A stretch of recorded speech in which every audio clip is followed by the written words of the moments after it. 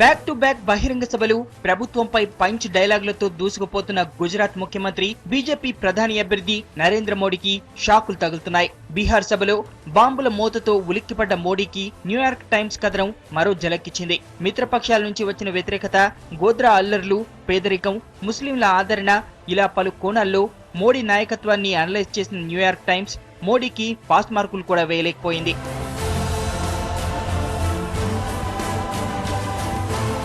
గోద్రా ఘటనతో దేశంలోని చాలా మంది ప్రజల్లో ఓ రకమైన భయం, విద్వేషం క్రియేట్ అయ్యాయని, బీజేపీ ప్రధాన అభ్యర్థి మోడీ వాటిని పూర్తిగా తుడిచివేయలేకపోతున్నారని న్యూయార్క్ టైమ్స్ అభిప్రాయపడింది. అందుకే 17 ఏళ్ల ఫ్రెండ్షిప్ కు కూడా జేడీయూ కటీఫ్ చెప్పిందని గుర్తు చేసింది. మెరుగైన దారిద్ర్య రేటుని కలిగి ఉన్నప్పటికీ ముస్లింలకు సరైన హక్కులు లేవని విమర్శించింది.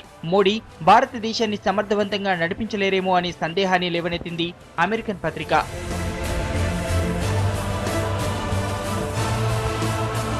ఇక ట్విట్టర్ లో కాంగ్రెస్ సీనియర్ నేత దిగ్విజయ్ సింగ్ విమర్శల దూకుడు కొనసాగుతోంది. పీఎం సీటుపై కన్నేసిన నాయకులను టార్గెట్ చేస్తున్నారు డిగ్గీ. తానే మేధావినని చెప్పుకునే మోడీ కంటే సుష్మా స్వరాజ్ ను పీఎం క్యాండిడేట్ గా ప్రకటించి ఉంటే బాగుండేదని, బీజేపీకి మతతత్వ మోడీ తప్ప మరో అభ్యర్థి దొరకలేదా అని ట్వీట్ చేశారు దిగ్విజయ్. దేశంలోనే అతిపెద్ద వల్లభాయ్ పటేల్ విగ్రహాన్ని ఆవిష్కరిస్తున్న మోడీని ఇరుకున పెట్టేందుకు ట్రై చేశారు. పటేల్ అంత్యక్రియలకు నెహ్రూ హాజరు కాలేదన్న మోడీ విమర్శలను తిప్పికొట్టారు. వల్లభాయ్ అంత్యక్రియలకు నెహ్రూ హాజరైనట్టు మొరార్జీ దేశాయ్ ఆత్మకథలో ఆధారాలున్నాయని బదులిచ్చారు డిగ్గీ.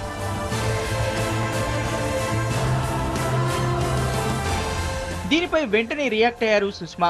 గొడవలు పెట్టడం దిగ్విజయ్ కు అలవాటేనని ట్వీట్ చేసిన సుష్మా, రాహుల్ గాంధీ కంటే దిగ్విజయ్ బెటర్ పీఎం క్యాండిడేట్ అని కౌంటర్ ఇచ్చారు.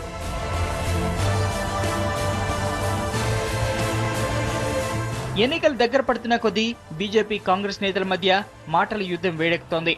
జనం ఆదరణతో పాటు విమర్శలు కూడా వెంటే నడుస్తుండడం మోడీకి ఇబ్బందిగా మారింది.